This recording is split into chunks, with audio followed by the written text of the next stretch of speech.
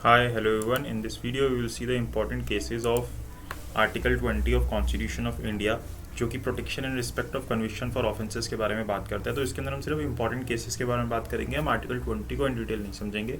जो आपके एग्जाम के परस्पेक्टिव से, चाहे आप जुडिशरी के एग्जाम दो या आप कोई और एंट्रेंस एग्जाम दो जहाँ पे आपके सिलेबस के अंदर कॉन्स्टिट्यूशन रहता है, तो वहाँ के लिए आपको ये बहुत हेल्प होगी अगर आप ये केस लॉज इस आर्टिकल से रिलेटेड करोगे। इसी तरीके से हमने पहले भी जितने हमारे आर्टिकल्स हैं, यहाँ तक आर्टिकल 90 तक, हमने सभी आर्टिकल्स के इस तरीके के इंपॉर्टेंट केसेस किए हैं और आगे भी जितने भी इंपॉर्टेंट केसेस बनते हैं उनको हम कॉन्स्टिट्यूशन के कवर करेंगे। सो उससे पहले मैं आपको एक इन्फॉर्मेशन दूंगा कि अगर आप जुडिशरी की कोचिंग करना चाहते हैं तो घर बैठे कोचिंग कर सकते हैं ऑनलाइन, और इसकी और इन्फॉर्मेशन लेने के लिए आप मुझे व्हाट्सएप के ऊपर मैसेज कर सकते हैं 7531000390 के ऊपर, और मुझसे आप डिटेल ले सकते हैं कि किस तरीके से हमारी क्लासेस होती हैं और किस टाइम पे क्या क्या किस तरीके से आप क्लासेस कर सकते हैं, तो उसके बारे में हम डिस्कस करेंगे। ठीक है, चलिए अब आते हैं केस के ऊपर। सबसे पहला केस आता है T Baral versus Henry and हो का केस। इसके अंदर ये हेल्ड हुआ कि जो एक्यूज है can take advantage of beneficial provision under ex post facto laws, यानी कि अगर आज एक लॉ है उससे पहले पिछले लॉ के अंदर अगर एक व्यक्ति ने एक ऑफेंस किया है और उसके बाद सेम चीज़ के ऊपर एक नया लॉ आता है और उस नए लॉ के अंदर कोई बेनिफिशियल प्रोविजन है, तो उसका बेनिफिट जो एक्यूज जिसने जब उसने वो ऑफेंस किया था जिस एक्ट के हिसाब से किया था और इसके लिए जिसके लिए अब नया लॉ आ गया है उसके हिसाब से अब वो बेनिफिट ले सकता है। यानी ए ने अगर एक बी एक्ट के नाम से, मतलब मान लीजिए HMA एक्ट करके या कुछ भी बोल दो, BCD एक्ट करके एक एक्ट था, उसके अंदर उसने एक ऑफेंस किया, फिर BCD एक्ट के अंदर अमेंडमेंट आया जिसके अंदर उसके अंदर कुछ ऐसी चीज़ें कर दी जिससे कि वो प्रोविज़न जो है लाइटर प्रोविजंस हो गए। तो जिस वक्त उसने वो ऑफेंस किया था उस वक्त तो उसके ऊपर सिर्फ वो BMA एक्ट लगा था, लेकिन जब अमेंडमेंट कर दी तो उसके वो प्रोविजंस लाइट हो गए। अब उस लाइट प्रोविजंस होने के कारण अगर इसको कोई बेनिफिट मिल रहा है कि उसको, तो वो बेनिफिट वो ले सकता है। ये चीज़ इस केस के अंदर बोली गई, टी बराल केस के अंदर। फिर आता है government of Andhra Pradesh versus Gandhi AR 2013 का केस। इसके अंदर क्या बोला, if ex post facto law ameliorative it may be retrospective, की एमुलरेटिव मतलब कि अगर वो अच्छा है, कोई अच्छे इफेक्ट लेके आ रहा है, चीज़ों को लाइट कर रहा है, तो फिर उसका रेट्रोस्पेक्टिव इफेक्ट हो सकता है उस एक्स पोस्ट फैक्टो लॉ को, यानी कि पीछे से वो इफेक्ट के अंदर आ सकता है, बैक डेट से वो इफेक्ट के अंदर आ सकता है। ये चीज़ बोली गई इसके अंदर। Then MP Sharma versus Satish Chandra AIR 1954।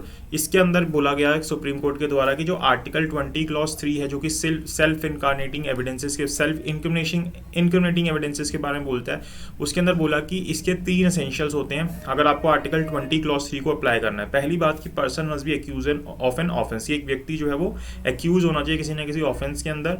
Then this provision is a protection against compulsion to be a witness. तो यहाँ पे आपको मतलब एक तरीके की प्रोटेक्शन दे रहा है कि आप अपने ही केस के अंदर खुद विटनेस नहीं हो सकते।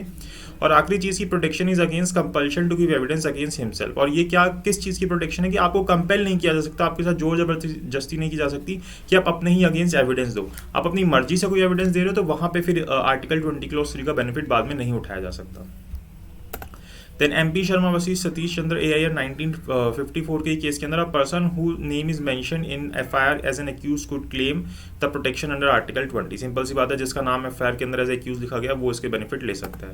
फिर आता है स्टेट ऑफ बॉम्बे वर्सेस काठी कलू ओगड़ AIR 1961 का केस है। इसके अंदर सुप्रीम कोर्ट ने क्या हेल्ड किया था कि Supreme Court held that interpretation of the phrase to be witness, ये जो वर्ड आपका आर्टिकल 20 क्लॉज 3 के अंदर टू बी विटनेस लिखा गया है जो कि MP शर्मा केस के अंदर दिया गया, ये बहुत ही ब्रॉड वर्ड है। To be witness, to be witness is not equivalent to furnishing evidence. सिर्फ इसका ये मतलब नहीं है कि मैं आपको एविडेंसेस दे रहा हूँ। Self incriminating can only mean conveying information based on personal knowledge. तो सेल्फ इनक्रिमिनेटिंग एविडेंस का मतलब ये होता है कि मैं कोई ऐसे एविडेंस दे रहा हूँ जो कि मेरी पर्सनल नॉलेज के ऊपर डिपेंड करते हैं। ठीक है, इसके अंदर कोई मैकेनिकल प्रोसेस से अगर कोई डॉक्यूमेंट्स निकलते हैं, जैसे मैं अपने फिंगर टिप्स दे रहा हूँ, तो इसके अंदर कोई मेरी पर्सनल नॉलेज थोड़ी ना है।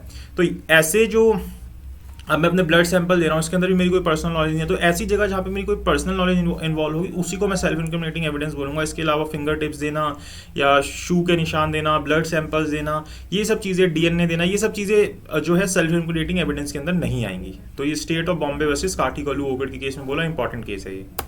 देन नंदिनी सतपथे वर्सेस PL दानी AIR 1977। इसके अंदर सुप्रीम कोर्ट ने क्या हेल्ड किया, supreme Court held that protection of article 20 clause 3 is available from the stage of police interrogation, कि जब से पुलिस इंटरोगेशन स्टार्ट होती है उसी स्टेज से आपको आर्टिकल 20 क्लॉज 3 की प्रोटेक्शन मिलना स्टार्ट हो जाती है। Then Selvi versus state of Karnataka AIR 2010 का केस। इसके अंदर बोला जैसे कि जो लाइट डिटेक्टर टेस्ट होते हैं इसकी बहुत सारी गाइडलाइंस दी गई थी, मैं इन शॉर्ट आपको बता रहा हूँ। इसके अंदर बोला कि आपको अगर लाइट डिटेक्टर टेस्ट करना है एक्यूज का, तो वहाँ पे आपको उस एक्यूज की कंसर्ट लेनी होगी। अगर वो एक्यूज अपनी कंसर्ट नहीं देता तो फिर ये बोला जाएगा कि आपने आर्टिकल 20 क्लॉज C का वायलेशन किया है। यहाँ पे बहुत सारी चीज़ें होती हैं कि जो एडवोकेट है वो प्रेजेंट रहता है, और भी बहुत सारी गाइडलाइंस दी गई थी, बट मेन थिंग यही है कि Selvi versus state of Karnataka AIR 2010 के अंदर बोली गई। तो ये सारे हमारे इंपॉर्टेंट केसेस हैं आर्टिकल 20 के। आई होप आपको समझ आया हो। किसी के अंदर कोई डाउट हो तो आप कमेंट बॉक्स में कमेंट कर सकते हैं, और अगर आपको वीडियो अच्छी लगी तो लाइक जरूर कीजिएगा, शेयर जरूर कीजिएगा, चैनल को सब्सक्राइब जरूर कीजिएगा, और अगर आप अपनी प्रिपरेशन करना चाहते हैं घर बैठे तो आप मुझे इस नंबर के ऊपर कॉन्टैक्ट कर सकते हैं। Thank you so much for watching this video.